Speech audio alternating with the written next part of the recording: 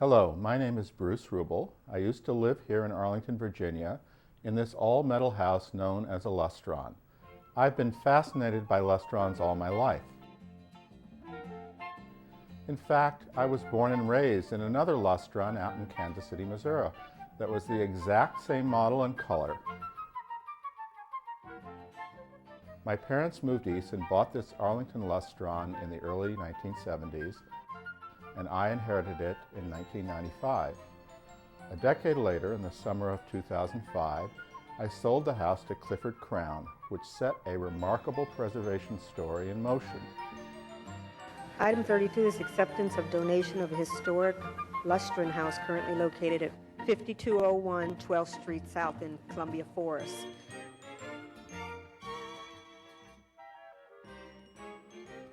In just 4 weeks' time, contractors took this house apart, panel by panel, bolt by bolt, in an unprecedented effort to save it from demolition.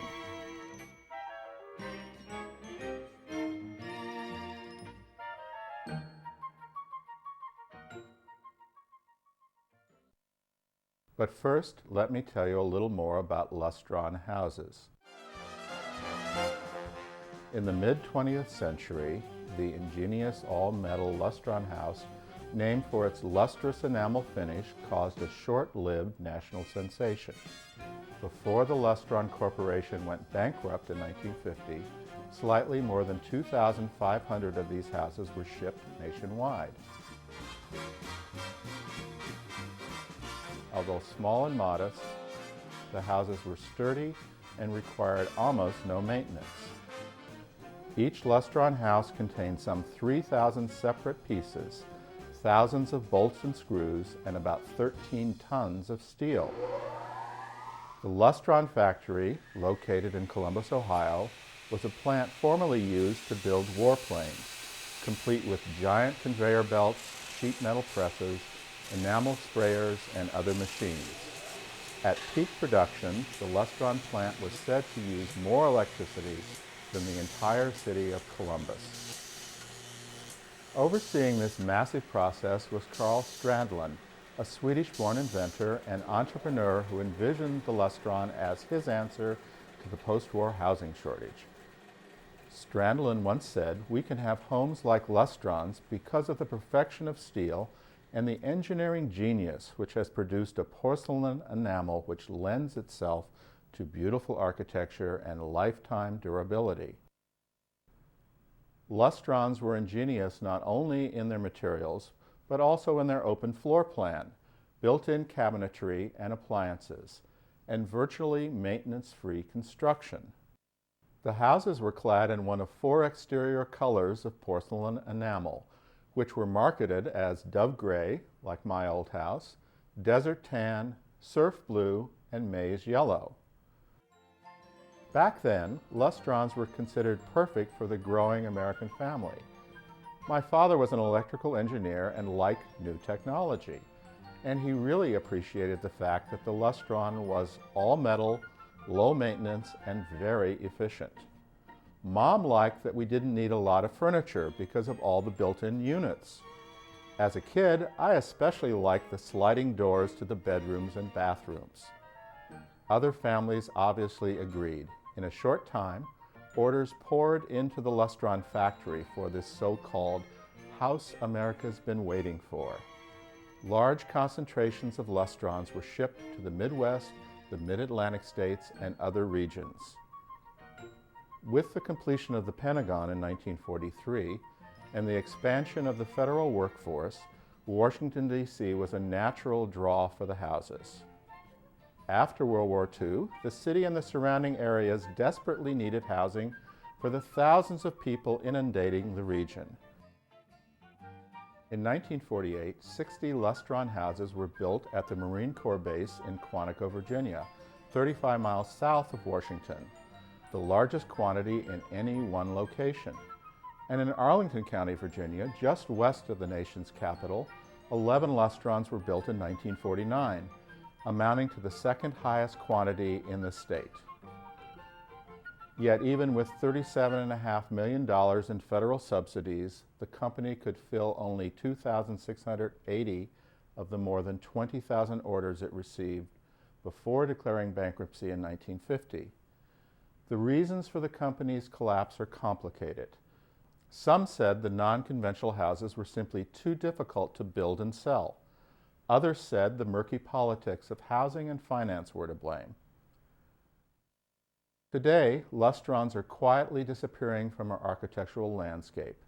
In the blink of an eye, homeowners replace them with houses that are double and triple the Lustron size, erasing an increasingly rare symbol of post-war American life.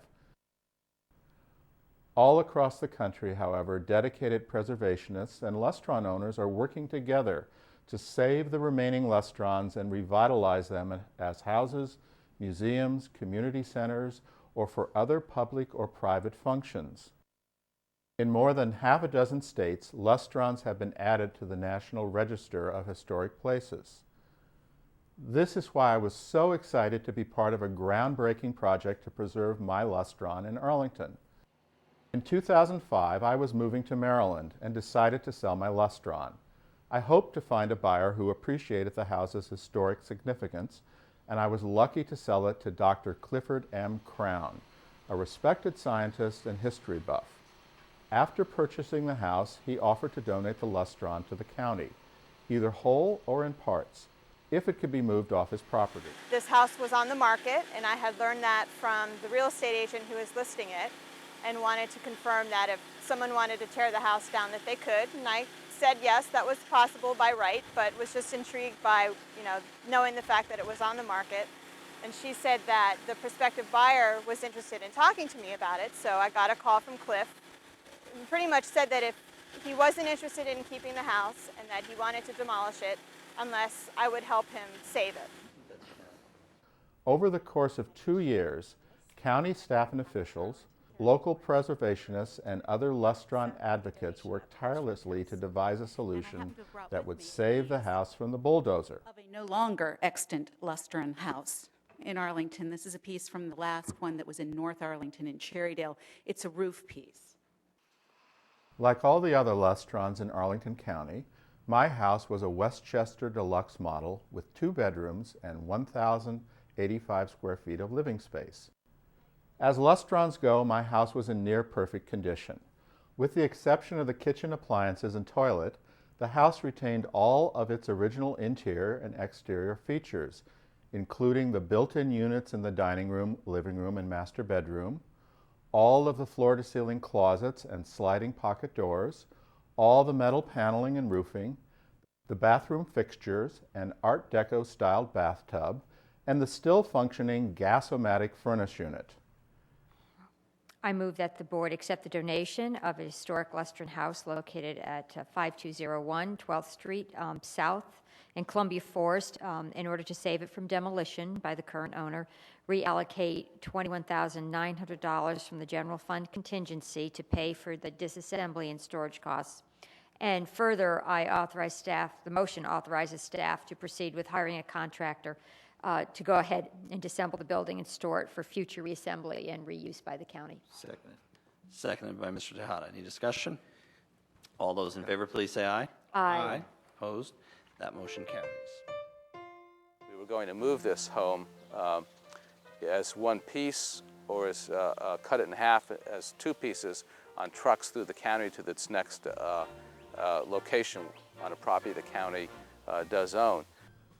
Overseen by the county's Historic Preservation Program staff, the county hired Capstone Properties, a local construction firm, to do the job. Before even one tool was lifted, county preservation staff and volunteers labeled each and every piece of the house to prep it for the contractors.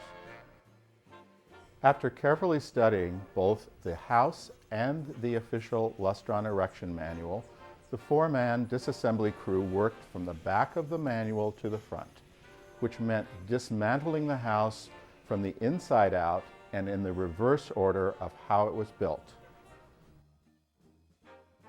Fortunately, we do have the original instruction manual for the place. It's about 500 pages of diagrams and lists and pictures, and generally pretty confusing. You basically have to learn everything, you know, the electrical of the house, the plumbing, the HVAC.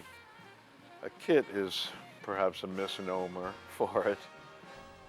The county rented a 44-foot trailer box to be used for on-site storage as the house parts were removed. County preservation staff and volunteers from the nonprofit Arlington Heritage Alliance carefully documented the entire process from start to finish by writing daily site notes, taking hundreds of photographs, and hiring a videographer to capture project milestones. Using standard toolkits, the crew first tackled the interior built-ins and vertical wall panels, all of which were bolted into the ceiling structure. They shifted ceiling panels back and forth to dismantle all the interior walls, leaving the ceiling panels in place until all the walls and other interior components had been removed. You got a lot done in the last day and a half, that's for sure. They also hired an insulation company to vacuum out the fiberglass insulation material filling the attic, a wise decision that saved many hours of labor and cleanup time. The owner of this particular house had gone back and opened up the exterior panels and put spray foam insulation in the walls. Originally, it came with this, which is not very thick, fiberglass bats glued to the backs of the exterior tiles. But then they had taken them off and blown this kind of insulation in here, which is nasty. Turning to the exterior, the crew first removed all the square wall panels, then the layered roof panels, the vertical panels in the gable ends of the roof, and finally the massive roof trusses and exterior wall sections.